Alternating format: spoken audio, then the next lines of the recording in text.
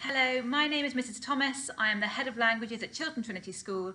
I just wanted to take a few minutes of your time to explain the update that we have been given on the speaking endorsement for the French and Spanish students this summer. Hola et bonjour.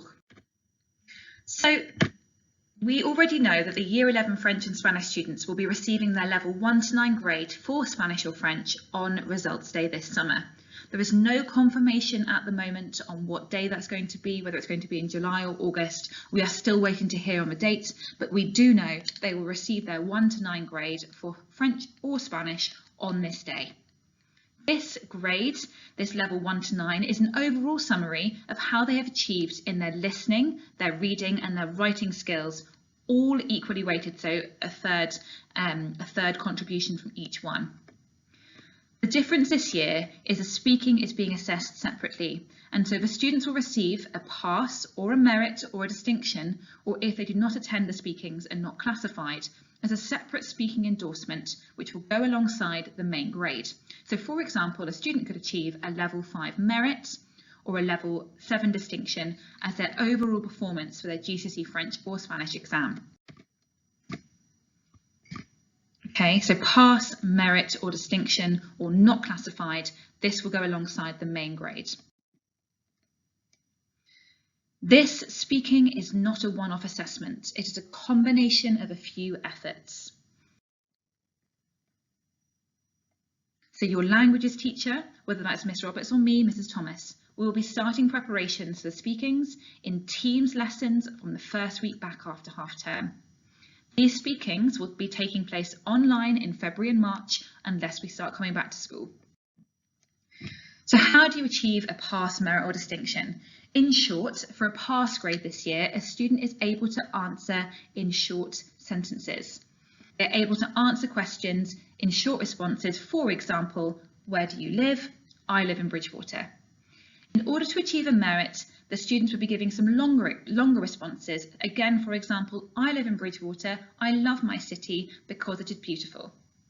And for a distinction, they'll be giving extended responses. They'll be adding opinions, reasons, maybe something additional like where they would like to live in the future or where they lived in the past, just as one example. As a minimum, for a pass, a student must include opinions and reasons. They must extend their responses where possible. So on top of giving the short response of I live in Bridgewater as an example, they'll be attempting occasionally, especially at a pass grade minimum, to extend these. They'll be attempting an opinion and reason, for example, on top of where they live.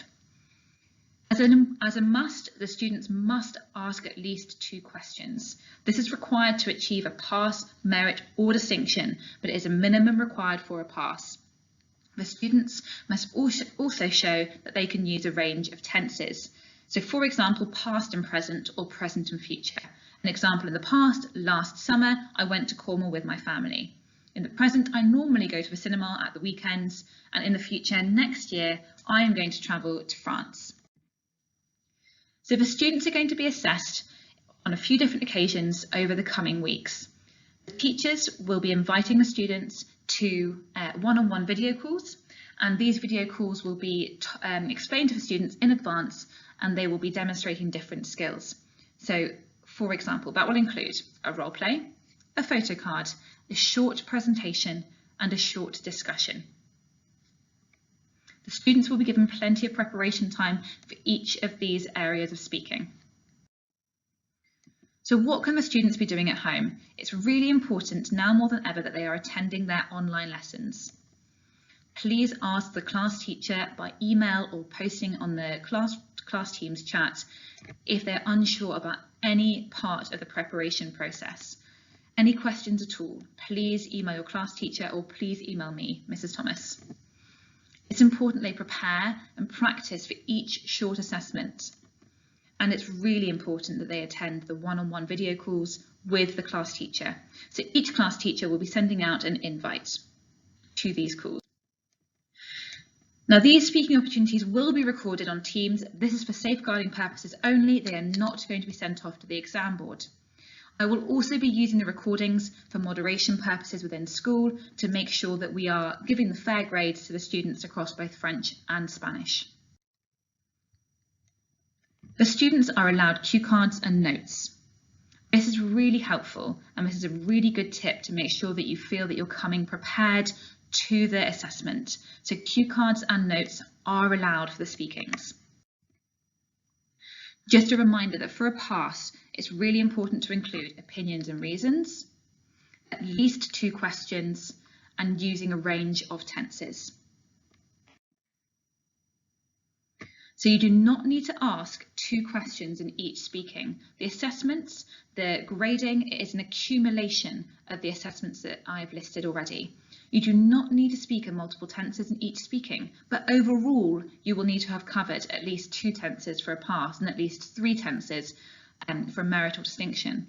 The overall grade, the pass, merit or distinction, is made up of all of the efforts across all of the speakings put together. So for example, if you don't speak in the past tense and the present tense in the role play, but you do in the photo card, then you'll have achieved the past tense overall. You can demonstrate the skills that you have, the opinions, the reasons, the tenses, over the variety of tasks.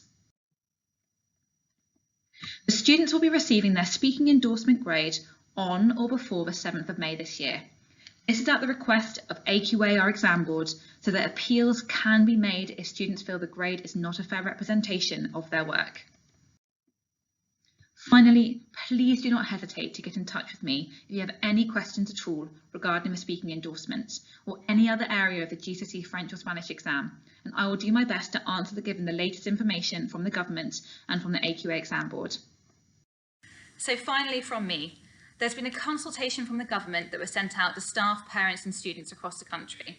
We are awaiting for the final results from this, and at that point we'll be able to confirm that the speaking endorsement is going ahead.